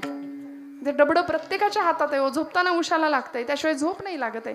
रात्रभर आमची तरुण मंडळी, मला सांगा ना तुम्ही, या पलीकडे एखादी वेब सिरीज, एखादा पिक्चर नाही बघूया, आयुष्य असंही संपणार आहे, पिक्चर बघून पण संपणार आहे आणि देवधर्माचं कार्य करून सुद्धा संपणार आहे. मग जर झिजायचंच आहे तर देवकार्यासाठी, देशकार्यासाठी, राष्ट्रकार्यासाठी आमचं शरीर झिजवूया, ही संतांची धारणा आहे की नाही. भगवंत कृपा करतो. सुदाम्याकडं काय होतं, पण सगळं दिलं. ऋण तरी मुठभर पोहे, त्याच्या व्याजात हे मनगरी, ती व्याज म्हणून सुवर्णाची नगरी दिली. मुठभर पोह्यांचं ऋण होतं, व्याज म्हणून सुवर्णाची नगरी. तुम्ही म्हणाल मुद्दलाचं काय, मुद्दल म्हणून मुक्तीच देऊन टाकली. मुद्दलात मुक्ती देणे ही कोण्या साहुकार आहे, असा कुठला साहुकार बघितलाय का हो? मुक्ती दिली आणि सुदामावर सुद्धा कृपा केली, प्रत्येकावर कृपा केली, प्रत्येकावर. भगवंत कुब्जेला म्हणायचे, अगं बाई तू 3 ठिकाणी वाकडी आहे, माझं तरी वेगळं काय आहे, मी सुद्धा 3 ठिकाणी वाकडाच आहे. उत्तरेकडचे संत भगवंताबद्दल बोलताना म्हणतात, हमारे बाकी बिहारी थोडे टेढ़े है. तो वाकडाच आहे, तो नटखटच आहे. 3 ठिकाणी वाकडा आहे, तो पायात वाकडा आहे, कमरेत वाकडा आहे आणि मानेत वाकडा आहे. असाच उभा राहतो की नाही, त्रिभंगी देहुडा, असं भगवंतांचं व्यापकत्व आहे. पण संत आम्हाला सांगतात, त्याला आपलं म्हणायचं आम्ही सोडून देतो आणि नको त्या पद्धतीने भगवंताच्या मूर्तीचं आम्ही बाहुलं करून टाकलं. हे माझे शब्द नाही, हे नाथांचे शब्द आहेत. नाथांनी भारूड लिहिलं आणि त्याला बाहुलं असं नाव दिलं. भगवंताला आपलं म्हणत नाही आपण, फक्त सोपस्कार म्हणून मंदिरात जातो, मूर्तीची पूजा करतो आणि त्या मूर्तीचंच बाहुलं करून टाकले. का बरं नाथांना असं म्हणावं लागलं? ऐकून ठेवा, बाहुल्यांमध्ये खेळण्याचं काही वय असतं ठराविक. बघा, जागेत ना आपण सगळे. बाहुल्यांबरोबर कधी खेळतात पोरं? आता खेळत नाही, सोडून द्या. आता ते डबडं असतं प्रत्येकाच्या हातात. आजोबा सांगतात, मला सुद्धा समजत नाही एवढं त्याला कळतं. हे कौतुक त्याचं 1.5 वर्षाच्या पोराला. ते बरोबर स्क्रोल करतं, बरोबर त्याला कुठलं फंक्शन पाहिजे ते उघडतं. आहे, फास्ट आहे पिढी, सगळं स्मार्ट आहे की नाही आत्ता.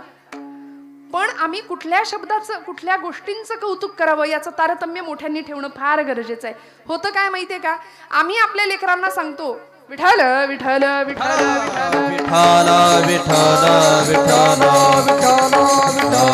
विठ्ठल.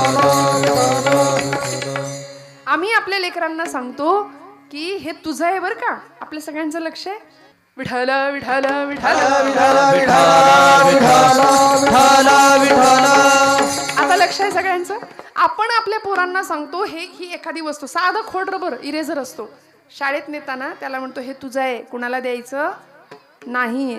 ते पोराच्या डोक्यावर पक्क बसतं, हे माझं आहे. आणि मग त्याला गमतीने जरी कोणी म्हटलं बघू बघू बघू बघू मला दे, ते म्हणतं माझं आहे. मग आपण काय म्हणतो, कसं गुंड आहे बघ, माझं माझं करतोय. आम्ही कौतुक करतो नको त्या गोष्टींचं. पण मला सांगायचं आहे असं की अंतःकरणातलं बालपण कधीच नाही हरवू द्यायचं. माझी लिंक तुटली, मी काय सांगत होते खरं. देव सोयरा, देव सोयरा, देव सोयरा दिनांचा. भगवंताला बाहुलं करून ठेवलं. बाहुल्या खेळण्याचं एक विशिष्ट वय असतं. 5 वर्षापर्यंत मुली, लहान मुली बाहुल्यांबरोबर खेळतात. मुलं आहे की नाही, बाहुला बाहुलीचं लग्न लावतील काय, आता खेळत नाहीत, विषय सोडा, जुना काळ. पण तीच मुलं मोठी होतात, तो मुलगा मोठा होतो, त्यावेळी 22व्या वर्षी बाहुल्या बदलतात की नाही. जाग्यात ना आपण. ती जी लहानपणीची बाहुली आहे ती 22व्या वर्षी चालेल का? नाही, 22व्या वर्षी बाहुली बदललेली असते. पण ती जी लहानपणी खेळत असलेली बाहुली असते ना, ती कुठेतरी अडगळीत पडते, भंगारात पडते, कुठेतरी तिचा हात तुटलेला असतो, पाय तुटलेला, गेली ती. मी माझ्या पदरचं नाही, नाथ बाबा सांगतायत आम्हाला की लोकांनी देवाच्या मूर्तीचं असं बाहुलं करून ठेवलंय. शिळा तांब्याचे केले बाहुले, शिळा तांब्याचे केले बाहुले, पकवत शिळा तांब्याचे केले बाहुले, शिळा तांब्याचे केले बाहुले, शिळा तांब्याचे केले बाहुले, शिळा तांब्याचे केले बाहुले, शिळा तांब्याचे केले बाहुले, शिळा तांब्याचे केले बाहुले. पाठ मांडोनी वरी वै सविले, पाठ मांडोनी वरी वै सविले, पाठ मांडोनी वरी वै सविले, मांडोनी वरी वै सविले.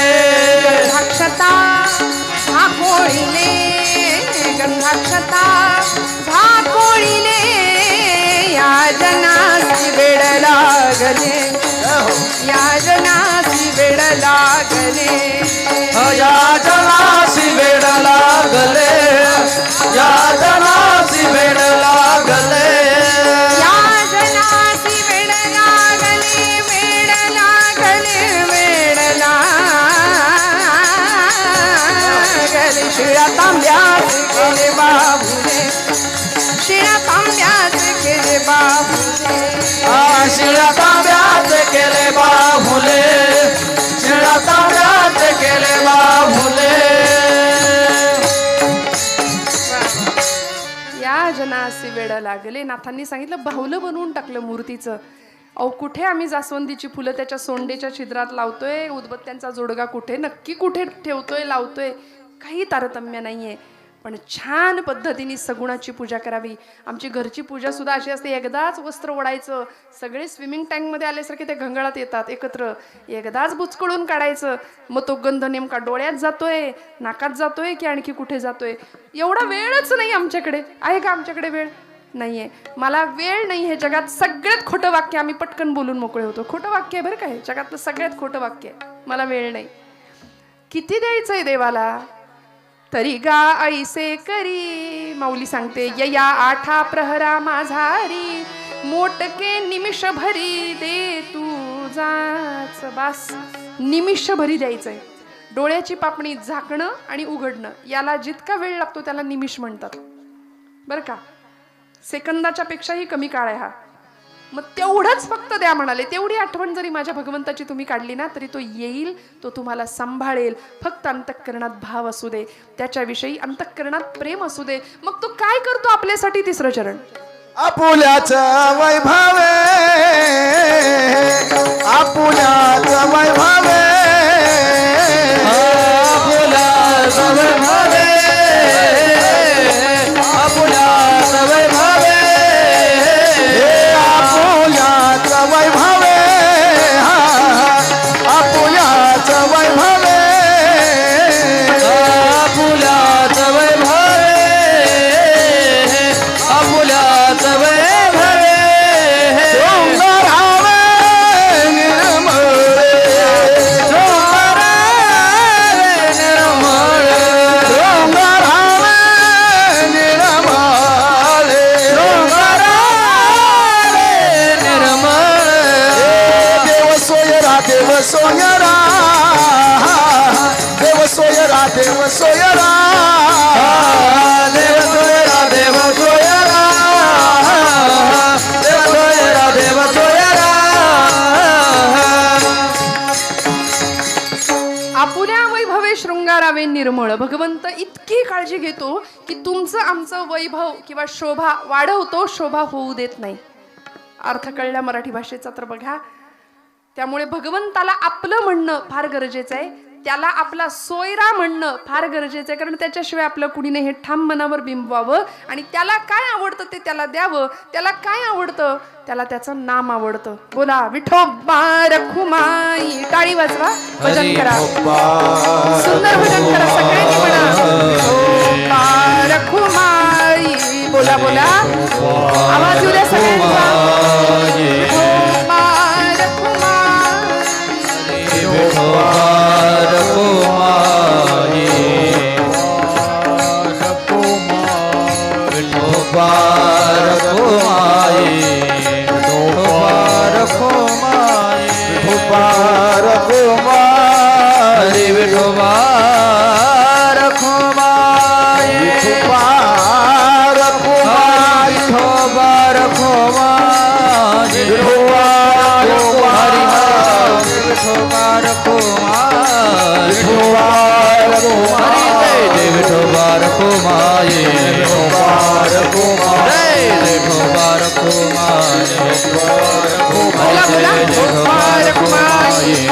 टाळी टाळी. हातवर हातवर टाळी करा. विठोबा रखुमाई. विठोबा रखुमाई. बोला बोला. विठोबा रखुमाई. विठोबा रखुमाई. हरि ठोबा रखुमाई, हरि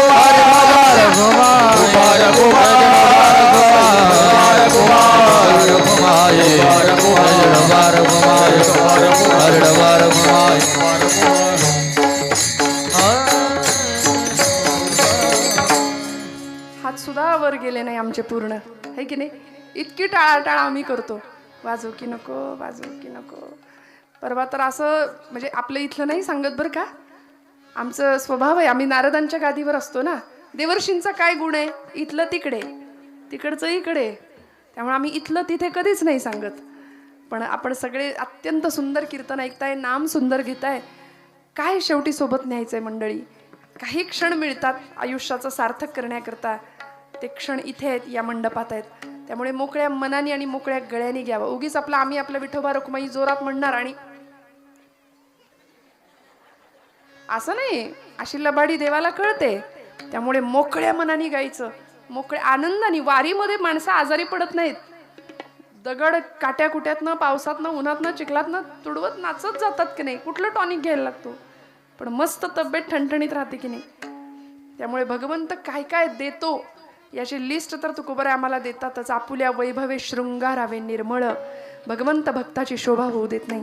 फक्त त्याकरता त्याच्याकरता काहीतरी करावं लागेल. आपुला तो एक देव करून घ्यावा महाराज म्हणले. काय झालं होतं? बोटाला कापलं देवाच्या, म्हणून गेला सुभद्रेकडे गेला. सगळ्यांकडे गेले देवर्षी नारद, कुणीच द्यायला तयार नाही ना चिंधी बांधायला. सुभद्रा बोलली शालूनी पैठणी, फाडू नका देऊ सांगा तुम्हासी मी. माझी कांजीवरम पैठणी शालू फाडून देऊ की काय बोटाला कापलं म्हणून. पाठची बहीण झाली वैरीण. मग धावत गेला द्रौपदीकडं आणि नुसतं कळालं देवा कापलं का रे. पटकन पदराचं टोक फाडलं. द्रौपदीसी बंधू शोभे नारायण. भरजरी ग पितांबर दिला फाडून. भरजरी ग बारीक बारीक वाजवा बारीक वाजवा. द्रौपदीसी बंधू शोभे नारायण. द्रौपदी बोलली हरीची मी कोण. तरी मला त्याने मानली बहीण. हृदयाची चिंधी देईन फाडून. एवढे तयाचे माझ्यावरी ऋण. वसने पुरवोनी हरी राखी माझी दास. चिंधीसाठी आला माझ्या दारी हरियास. त्रैलोक्य मोलाचे वसन दिले फाडून. द्रौपदीसी बंधू शोभे नारायण. भरजरी ग पितांबर दिला फाडून. द्रौपदीसी बंधू शोभे नारायण. दिलं फाडून क्षणाचाही विचार न करता. आणि या प्रसंगाचं ऋण भगवंत लक्षात ठेवतात. भर दरबारामध्ये दुःशासनाने केसांना धरलंय. फरफटत ओढत आणतीये. दयेची याचना करत होती. बाबा रे मला नको ओढूस असा. मला घेऊन जाऊ नकोस. कौरव कुलाची मर्यादा आहे मी. कौरवांची स्नुषा आहे. दरबारात आली. पितामह भीष्मांच्याकडे पाहिलं. पितामह आजोबा तुमची नात सून आहे मी. धृतराष्ट्राकडे पाहिलं. कौरव कुलाच्या सुनेसोबत असा प्रसंग आपण उघड्या डोळ्यांनी पाहता. 5 रथी महारथी एकापेक्षा एक होते. 5 पांडव. 5 पांडवांकडे पाहिलं. सगळ्यांनी मानाखाली घातल्या होत्या हो. कुणीच मदतीला नाही. आणि त्यावेळी ही द्रौपदी माता हात उंचावते आणि हे गोविंदा हे माधवा हे मधुसूदना धाव म्हणून धावा करते. त्यावेळी भगवंत त्या चिंधीचं ऋण सहस्त्रपटींनी या प्रसंगात फेडतात. भगवंत शिल्लक नाही ठेवत. आमचे ब्रह्मचैतन्य गोंदवलेकर महाराज म्हणतात तुम्ही माझ्या रामाकरता 1 पाऊल चाला. माझा राम तुमच्याकरता 20 पावलं चालत येईल. आपण जर चाललोच नाही ना तर देव म्हणेल तू तुझ्या जागी बरा मी माझ्या जागी बरा. अशी आमची स्वार्थी भक्ती आहे की नाही. लबाड भक्ती आहे. त्यामुळे भगवंताकरता करावं. मोकळ्या मनाने करावं. धर्माकरता करावं. आज परिस्थिती आणि वेळ अशी आहे श्रोते हो. आमचा धर्म धोक्यात आहे. आजूबाजूला प्रचंड भीषण भयान वातावरण आहे. ज्या काळामध्ये भगवंतांनी शोभा वाढवावी असे अनेक महापुरुष होऊन गेले की ज्यांनी जीवाची बाजी लावली. रक्ताचं पाणी करावं. स्वराज्याची उभारणी करावी. जीवाला जीव देणारे मावळे होते स्वराज्यामध्ये. छत्रपतींच्या सिंहासनासमोर न्यायासनासमोर प्रत्येक जण जीवाची बाजी लावून लढत होता. काय मिळणार होतं या बदल्यामध्ये. फक्त देव मानलं होतं राजाला. हिंदूंसाठी स्वतःचं सिंहासन उभं करायचं होतं. स्वतःची बाजू निर्माण करायची होती. कारण सुलतानांच्या लढाया मोगलांच्या लढाया परक्यांची आक्रमणं जाळपोळ लुटालूट अन्याय अत्याचार कित्येक ब्राह्मणी गुजरणी भ्रष्टविल्या. किती एक हाल होऊन मेल्या. किती एक देशांतरा त्या विकिल्या. इतकी भयान परिस्थिती होती. हे ऐकायला सोपं आहे. आजचा काळ आपण इथे येऊन आपले उत्सव साजरे करतोय. छत्रपती शिवाजी महाराजांची अनंत कृपा आहे तुमच्या माझ्यावर म्हणून आम्ही इथे आहोत. आमच्या कपाळावरचं कुंकू सुरक्षित आहे. आमच्या संस्कृतीमध्ये आम्ही जगू शकतो. आणि आता त्यांच्याविषयी कृतज्ञता नाही पाळली नाही बाळगली तर आमच्यासारखे नतद्रष्ट आम्ही आहोत. जिथं वेधशाळेतला वेद देवळातला देव स्त्रीचं शील तरुणांचा पराक्रम वृद्धांचं जीवन हे सगळं सुरक्षित राहावं याकरता घाट घातला होता. म्हणून तर मंदिरं सुरक्षित होती. देव सुरक्षित होते. सामर्थ्य आहे चळवळीचे जो जो करील तयाचे परंतु तेथे भगवंताचे अधिष्ठान पाहिजे. म्हणून तर सैन्याचा जागर सुद्धा हर हर महादेव होता हो. का भीषण परिस्थिती होती. आमच्या घरातल्या बाया बापड्यांना डोळ्यासमोर ओढत आणून अब्रू लुटताना बघण्यापलीकडे इलाज नव्हता. इतकी अंधाराची परिस्थिती होती. पण या काळामध्ये अशी ठिणगी पेटली स्वराज्याची. आईनं बाळाच्या डोळ्यामध्ये स्वराज्याचं दिव्य स्वप्न पाहिलं. या देशातल्या बाया बापड्यांच्या पदराला वस्त्राला हात घालणारा जर नराधम जन्माला आला तर रांझ्याच्या पाटलाचा जसा निकाल राजांनी केला होता ना स्वराज्यासमोर आलेला पहिला खटला होता तो. पुण्यापासून अगदी जवळ असलेलं रांझे नावाचं गाव. त्या गावचा पाटील होता बाबाजी भिकाजी गुजर पाटील. सकाळची वेळ 150 मावळ्यांना घेऊन राजे निघाले होते. शंभू महादेवाच्या मंदिराचा भगवा ध्वज दिसला, मंदिरामध्ये गेले, नमस्कार केला भगवंतांना. कुणीतरी गुळपाणी आणलं, पटकन ते प्राशन केलं, सगळ्यांचं क्षेमकुशल विचारलं आणि निघाले बरं का. भात खाचरं लागली, शेताची बांध लागले. लोकांनी काम करता करता हातातलं साहित्य ठेवलं, मुजरा केला. राज जय भवानी, जय शंभू महादेव, हर हर महादेव. राजांनी अभय मुद्रा द्यावी आणि तेवढ्यात एक भीषण आर्त किंकाळी राजांच्या कानावर यावी. राजा वाईस थांबा, राजा वाईस थांबा. डोईला मुंडासं होतं, कपाळावरचा घाम टिपला, बगलेत मुंडासं दाबलं आणि ठेचकाळत एक म्हातारा 70 इकडे झुकलेला राजांच्या समोर येऊन उभा राहतो. 150 मावळे कडं करतात राजांना. राजे मध्ये उभे राहतात, प्रत्येकाच्या हातात तलवार आहे, भाले आहेत, सिक्युरिटी होती बरं का. त्या म्हाताऱ्यांनी यावं समोर आणि राजांना बघावं. तुमच्यापैकी शिवबा राजा कोण आहे र? धान्यांनी सांगावं, बाबा तुम्ही ओळखत नाही आमच्या राजाला. अव हे नव्ह का आमचं शिवबा राजा. त्या म्हाताऱ्याला वाटलं राजा म्हणजे कोणीतरी 50शीचा असावा, एवढं चांगलं राज्य करतोय. जवळ आला, सर्वांगानं हात फिरवला, डोक्यावरनं हात फिरवला, गालावरनं हात फिरवला. म्हणाले, शाबास र माझा राजा, लय चांगलं राज्य करतोयस. म्हणून तो हात फिरता फिरता राजांच्या कमरेला असलेल्या तलवारीच्या वज्रमुठीकडे गेला आणि त्या मुठीवर म्हाताऱ्याचा हात पडला. खरकन विधभर तलवार बाहेर आली आणि सगळ्यांनी म्हाताऱ्याच्या पोटाला, छातीला, पाठीला भाले लावले. अरे आमच्या राजाच्या जीवावर उठतोस वय म्हणले. तो म्हातारा म्हणाला, नाही र, माझं सगळं आयुष्य राजाला मिळू दे. राजा तुला कोण र मारतो? मरायचंच आहे तर तुझ्या तलवारीनं मरावं म्हणून तलवार उपसत होतो. एखादं मातीचं ढेकूळ जसं पाण्यात विरघळावं तशी त्या व्यक्तीची अवस्था झाली होती. स्पुंदून रडत होता. शिवबा राजांनी सगळ्यांना बाजूला केलं. त्या आजोबांना खांद्याला धरून उठवलं. म्हणले, म्हातार बाबा, आजोबा काय प्रसंग आलाय? स्वराज्यात तुम्हाला मरावंसं वाटतं? आम्ही 16 वर्षाचे आहोत, आम्ही लहान आहोत. तुमचं मार्गदर्शन आम्हाला हवंय. माझ्या आईचं मार्गदर्शन मला मिळतंय, यासाठी आम्ही स्वराज्याचा घाट घातला. सांगा तुमच्यावर असा कुठला प्रसंग आला तुम्हाला मरावंसं वाटतं? त्या म्हाताऱ्याने आपली कर्मकहाणी सुरू केली. तो म्हणतो, राजा माझं एक पोरग आहे अक्षय तुझ्यासारखं. मला म्हणतं राजाच्या सैन्यात जायचंय. पण मी म्हटलो, तू जर राजाच्या सैन्यात गेला तर म्हाताऱ्याच्या पोटाला तुकडा कोण देईल? म्हणून पोरग नको म्हणत असताना मी त्याचं लग्न लावून दिलं. राजा नक्षत्रासारखी पोर माझ्या घरात सून म्हणून आली, माझी लेक म्हणून आली. अक्षी पंगत घातली होती, सगळं गाव जेवायला घातलं. गावचं पाटील सुद्धा आलं होतं जेवायला. पाटील जेवायला बसले. पोरगी माझी पाटलाला लाडू वाढायला पुढे आली. मी म्हटलं, गावचं पाटील म्हणजे आपलं मायबाप, त्यासनी 2 लाडू तर वाढ. म्हणून पानामध्ये लाडू वाढायला पोरगी आली आणि पाटलाच्या मनातला रावण जागा झाला. राजा दुर्योधन जागा झाला. एकदा का माणसाच्या मनात रावण जागा झाला ना की तो आपपरभाव विसरतो. माझी पोरगी रोज पाणवठ्यावर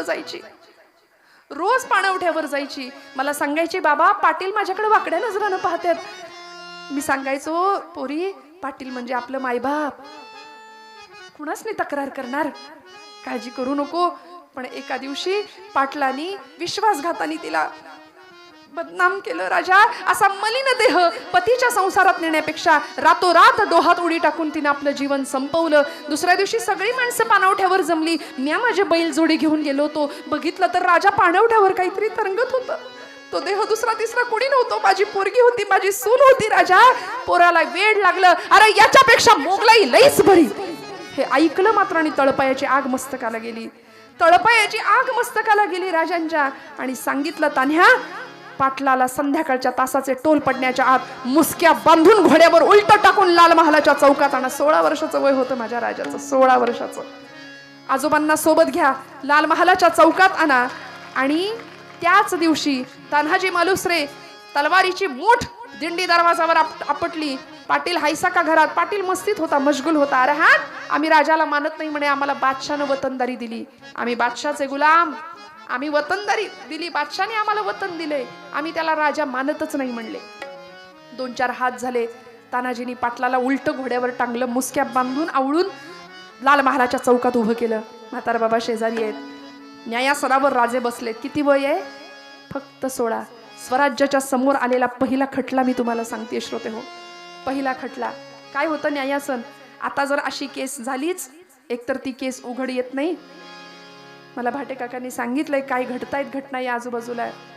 मला सांगा, आम्हाला सावध होण्याची गरज आहे की नाही? आज आमची पोरगी संध्याकाळ झाली आणि घरात नाही आली तर आईबापाच्या काळजाचा ठोका चुकतो की नाही? मला सांगा. का? मर्यादे पलीकडचं जीवन आपण पाहतोय. मग तुम्ही आम्ही आई वडील म्हणून काहीतरी जबाबदाऱ्या आहेत, काहीतरी धर्मशिक्षण देण्याची गरज आहे. एवढ्या एवढ्या लहान पोरींना जर आम्ही कमी कपडे घालायची सवय लावली ना, तर ती पोरगी मोठी झाल्यानंतर कधीच अंगभर कपडे घालणार नाही. लिहून ठेवा माझं वाक्य. तिला सवय लावली आपण. 4-5 वर्षाच्या पोरींचे कपडे अंगभर का नाही आम्ही घालू शकत? छान व्यवस्थित तिला केस बांधून राहायला शिकवू शकतो की नाही? धर्मशास्त्र सांगतं मोकळ्या केसांवर पिशाच्च बसतं. ऐकून ठेवा, परत विचारू नका, ते नंतर अभ्यास करा, आपण वाढवा. पण हे सगळं आम्ही जर आपल्या पद्धतीने जपलं नाही धर्मशास्त्र, तर आम्ही सुजाण कधी होणार? धर्मशिक्षण घरातनं देण्याची गरज आहे. छत्रपतींना लहानपणापासून कंसाला मारणारा कृष्ण शिकवला होता. रावणाला मारणारा राम शिकवला होता जिजामाऊलींनी. सांगितलं होतं, राजा तू असा खेळ खेळ, मर्दांसारखा हातामध्ये तलवार घे, तू तसा वीर होशील का, जमवनी मावळे गडी का, रणी वधावया देश शत्रूचा मेळा.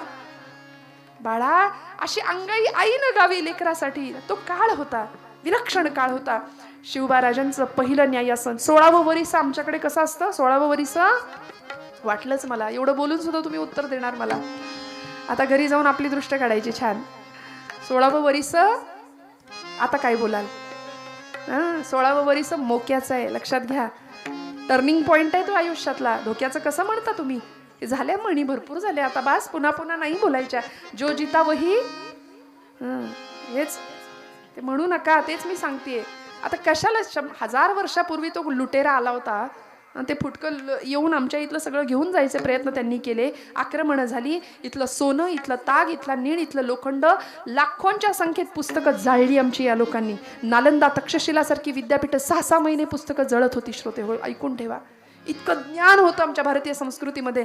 लॉर्ड मेकॉले नावाचा शिक्षण तज्ज्ञ भारतात आला इंग्रजांच्या बरोबर. त्याला कळलं की भारतावर राज्य करायचं असेल तर इथली शिक्षण व्यवस्था बदलली पाहिजे. म्हणून आज आपण जे शिक्षण घेतो ना, SSC बोर्ड असले, CBSE, ते सगळे इंग्रजांचं आहे. आपली गुरुकुल पद्धती आहे, आपली परंपरा, शास्त्रांचं शिक्षण आहे, संस्कृतचं शिक्षण आहे, वेदांचं शिक्षण आहे. ते कुठे आहे आमच्या पोरांकडे? ते नाहीये. म्हणून घराघरात गीता पठण, घराघरात हरिपाठ असावा. लेकरांकडे गीता देऊया. कोर्टात जाऊन भविष्यात गीतेवर हात ठेवण्याची पाळी त्याच्यावर कधीच नाही येणार, कधीच नाही. वेळेत देऊया गीता हातात, वेळेत हरिपाठ देऊया हातामध्ये. त्यामुळे इतकी श्रीमंती. आता जो जिता वही सिकंदर नाही, जो जिते वही छत्रपती शिवाजी महाराज, जो जिता वही महाराणा प्रताप, जो जिता वही राजा विक्रमादित्य, जो जिता वही पृथ्वीराज चौहान. भरपूर मोठी लिस्ट आहे, काय वाटेल ते घ्या. नाही त्यांचं गुणगान गायचं. आणि मग छत्रपती सिंहासनावर बसतात, आपल्या आईकडे पाहतात. आई साहेब, स्वराज्याच्या समोर आलेला पहिला खटलाय, तुम्ही निकाल द्यावा. आऊसाहेबांनी नजरेनीच खुणवलं, राजा विसरलास? रामाने रावणाशी जो व्यवहार केला, कृष्णाने कंसाशी जो व्यवहार केला, तो तू याच्याशी कर. बास, निकाल मिळाला होता. काय होणार? सकाळी गुन्हा कळला, दुपारी खटला चालला, संध्याकाळी निकाल देऊन राजे रिकामे होते. ही राजांची न्यायव्यवस्था होती. आता अशी केस कोर्टात गेली तर डोक्यावरचे केस जातात, पण केस काही संपत नाही. अशी अवस्था आहे. इतकी भीषण भयान अवस्था आहे श्रोते हो. का राजांचं चरित्र आम्हाला पुन्हा पुन्हा ऐकायची गरज आहे? राजांनी एकच फरमान सोडलं, संध्याकाळच्या तासाचे टोल पडायच्या आत बाबाजी भिकाजी गुजर पाटील राहणार रांझे चौरंग करा म्हणाले देहाचा. 2 हात आणि 2 पाय तोडून टाकायचे, वेशीवर टाकून द्या, देहाचा चौरंग करा. भैरोजी चोर नावाचा मावळा, मर्द मावळा, हातात 1.25 हात लांबीची समशेर घेऊन संध्याकाळच्या तासाचे टोल पडण्याच्या आत पाटला समोर आला. पाटील गयावया करू लागला, राज एक डाव माफ करा, राज गोतमुखानं न्याय द्या. अरे हट म्हणाले, तुला साक्षी पुरावे मागायचा सुद्धा अधिकार नाही. कुठला लांडगा शेळीच्या पिलावर झडप घालताना पुरावा शिल्लक ठेवतो? तुला पुरावा मागण्याचा सुद्धा अधिकार नाही. त्याचे 2 हात आणि 2 पाय कलम करायचा आदेश दिला. आणि रांझे गावच्या या पाटलाला भैरोजी चोरांनी सपासप तलवारीचे वार करत रक्ताच्या थारोण्यामध्ये पाटील निचेष्ट होऊन पडला. पाय तुटले, हात तुटले आणि गडबडा लोळत ते धड नुसतं वळवळ वळवळ करत तडफडत त्या रक्ताच्या थारोळ्यामध्ये. जिजाऊ माऊलींच्या डोळ्यामध्ये पाणी दिसलं शिवाजी महाराजांना. राजे जवळ गेले, आऊसाहेब तुम्ही मला त्याला देहदंडाची शिक्षा द्यायला सांगितली होती, पण मी त्याला मारलं नाही, फक्त मी त्याचे हातपाय कलम केले, म्हणून माझ्यावर नाराज आहात का? आऊसाहेब म्हणतात, शिवबा सांगाल का कारण असं का केलं? तेव्हा शिवबा सांगतात, आऊसाहेब आज हा पाटील जिवंत इच्छा असून जगू शकत नाही आणि इच्छा असून मरू शकत नाही. आजपर्यंत जोपर्यंत हा जिवंत असेल तोपर्यंत या देशातल्या माय बहिणींना सांगत राहील, या देशातल्या रावणाला आणि दुर्योधनाला सांगत राहील, खबरदार आपल्या देशातल्या माय बहिणींकडे जर वाकड्या नजरेने बघाल तर तुमची ही अवस्था करणारा शिवाचा अंश आता निर्माण झालाय. हे सगळे जगाला कळावं याकरता आऊसाहेब पाटलाचे फक्त हातपाय कलम केले. पाटील जिवंत आहे, इच्छा असून मरू शकत नाही आणि इच्छा असून जगूही शकत नाही. यावेळी पायावर नतमस्तक झाले. जिजाऊ माऊलींच्या डोळ्यातनं घळघळ अश्रुधारा राजांच्या मस्तकावर पडतायत आणि आयुष्यातला पहिला राज्याभिषेक करत होत्या. पहिला अभिषेक 16व्या वर्षी आऊसाहेबांनी डोळ्यातनं अश्रुधारा वाहून केल्या. आऊसाहेबांना राजे म्हणत होते, आऊसाहेब रडू नका, कारण या देशामध्ये, या भूमीमध्ये सीतेचा एक अश्रू कौरवांच्या त्या रावणाच्या दरबारात पडला, रावणाचा निर्वंश झाला. द्रौपदीचा एक अश्रू कौरवांच्या सभेत पडला, कौरवांचा निर्वंश झाला. महाराष्ट्राच्या भाग्यात आपल्या अश्रूंचा मोल करण्याची ताकद नाहीये. आऊसाहेब आपण रडू नका. आशीर्वाद घेतले. असा भगवंत सुद्धा सांभाळतो का हो? कारण सामर्थ्य आहे चळवळीचे. चळवळ होती पण हर हर महादेव हे अधिष्ठान होतं. चळवळ होती पण माझा राजा 64 कवड्यांची देवीची माळ गळ्यात घालत होता, पोत घेऊन भुत्या बनून नाचत होता. इतकं सिंह अधिष्ठान पक्क होतं तुळजाभवानीचं आणि शंभू महादेवाचं. तुमच्या माझ्या आयुष्यात असं अधिष्ठान पक्क असावं. आणि हे असल्यानंतर भगवंत अशा भक्तासाठी काय करतो? शेवटचं चरण. तुका माने जीवी सवे, तुका माने देवी सवे, माने देवी सवे, तुका माने देवी सवे, प्रेम द्यावे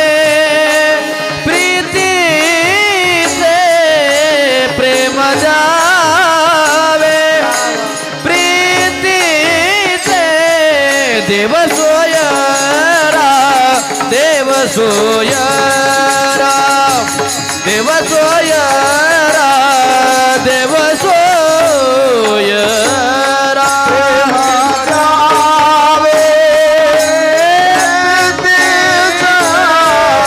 प्रेम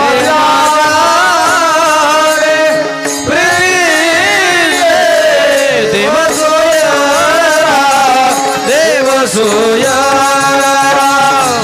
देव सोयरा देव सोयरा.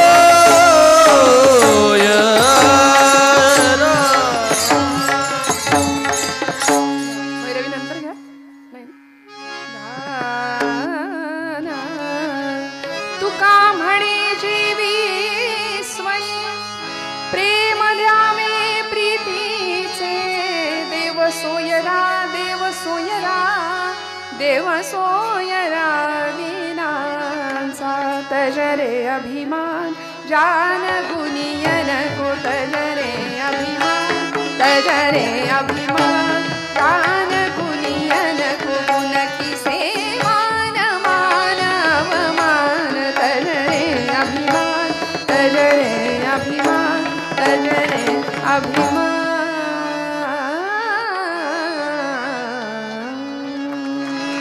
तुका म्हणे जेवी सवे, प्रेम द्यावे प्रीतीचे. भगवंताला प्रेम देऊया, प्रीती देऊया. भगवंत तुमच्या माझ्यासोबत येऊन जेवतो सुद्धा. हे उदाहरण नामदेवांच्या बाबतीत खरं ठरलंय. जनाबाई सोबत आला भगवंत, जात्यावर दळण दळू लागला. काय पुरुषार्थ आहे. देवळातला देव स्वयंपाक घरात आणला की नाही जनाईने? तुम्ही आम्ही आणतच नाही. कारण आणि आमचा स्वयंपाक असा असतो, इथं केल्याची किंमत नाही, खाल्ल्याची किंमत नाही, गिळा एकदाशी, असा आमचा स्वयंपाक असतो. त्यामुळे देव तिथे कसा येईल? देव तेव्हाच येईल जेव्हा दळिता कांडिता तुझं गाईनं अनंता. माझा महिला वर्ग, मला खूप कौतुक का वाटतं? कारण सगळं बघावं लागतं महिला वर्गाला. खूप तडजोड करून प्रपंच चालवतात. म्हणजे जुन्या बायका, आताच्या नवीन मुलीसुद्धा त्यांच्या त्यांच्या पातळीवर संघर्ष करतात. जुन्या महिलांना विचारा, काडीला काडी लावून तुमच्या सगळ्यांचे प्रपंच काय सुंदर फुलवले, सांभाळले. हां, कधीतरी ऐकायला लागलं तुम्हाला, मी आहे म्हणून, मी आहे म्हणून सगळं चाललंय. मग त्यांनी म्हणण्याआधी आपणच म्हणा ना, बाई ग तू आहेस म्हणून. बघा कसं मांस मुठभर वाढेल, मग अजून जोमानी प्रपंच होईल सुंदर. आणि सुंदर प्रपंच नाथांसारखा, गिरिजाबाईसारखा सुंदर परमार्थ, असा छान प्रपंच आणि परमार्थ तुमच्या माझ्या वाट्याला यावा. तेव्हा भगवंत का नाही येणार तुमच्या माझ्या समोर? जो साठी आला, मिरेसाठी आला, नामदेवांसाठी आला, कान्होपात्रेसाठी आला, सखूसाठी आला, जनाबाईसाठी आला, सगळ्यांसाठी आला, तसा तुमच्या माझ्याकरता सुद्धा येईल. फक्त विश्वास ठेवूया. आज झालेली सेवा भगवंत चरणावर समर्पित करते. बराच वेळ झालाय, आपल्या सगळ्यांच्या कृतज्ञतेत राहते. वरद विनायकाच्या चरणी झालेली सेवा सुपूर्त करते. परमादरणीय प्रदीप काका भाटे यांच्या तळमळीतून आणि त्यांना साथ देणाऱ्या अनेक मंडळींच्या मार्गदर्शनातून या सर्व मंडळाच्या देवस्थानच्या संयोजकांचे आयोजकांचे आजच्या कीर्तनाच्या संयोजकांचे आयोजकांचे मनापासून आभार व्यक्त करते. सर्व कीर्तनासाठी लाभलेले साथीदार गुणीजन गायक वादक मंडळी सगळ्यांच्या ऋणात राहते. सगळ्यांच्या विषयी कृतज्ञता व्यक्त करते. बोलत असताना जर काही वेडवाकडं गेलं असेल तर मोठ्या अंतःकरणाने क्षमा करा. आपल्या सगळ्यांचे आशीर्वाद मागते. पुन्हा एकदा उत्तम ध्वनी व्यवस्था, काही त्रास नाही मला बरं का, तुमचा छान तुमच्या पद्धतीने तुम्ही हाताळलं. मनापासून सगळ्यांच्या विषयी कृतज्ञता व्यक्त करते. गावातली तरुण मंडळी, आता तरुणांनी समोर यावं, वृद्धांनी मार्गदर्शन करावं. आणि